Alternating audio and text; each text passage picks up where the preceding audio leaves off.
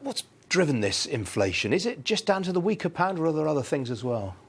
I think it's the weaker pound that's driven the inflation.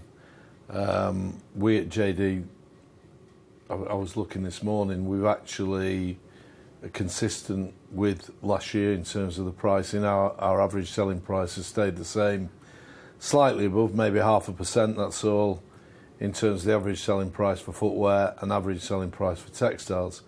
But that can be because models change, and it can be to do with the technical content of the footwear in particular. So you're basically absorbing these price rises rather than passing them on to customers? To a significant degree, it's down to our product mix. It's not a discrete, consistent offering from year to year.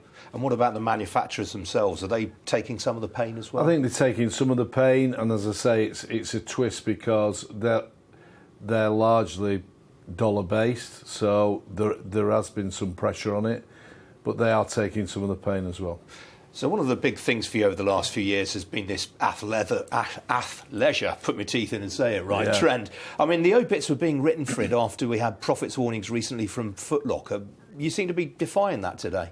Yeah, I mean, I think that's been overhyped. I think there has been a cultural change in urban living and the youth culture, and I think that there is a lot more fitness around, and so I actually think that the demise of athleisure has been overhyped. I just think Foot Locker, quite rightly in their statement, said that there hasn't been as many innovative new footwear models in the half year as there were the previous half year, but JD is at the forefront. It has a lot of diversity about it, and we've been able to absorb that as well.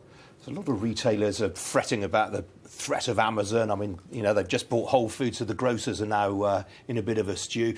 One of the other things they've done lately is said to Nike that they can start selling directly on Amazon. Is that a big threat to you?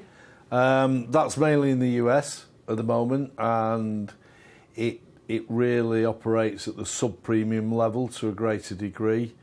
So that we at JD are again, we're at the cutting edge, so we're always selling new models, new technologies, so the latest footwear, the latest premium footwear, and that isn't affected by Amazon.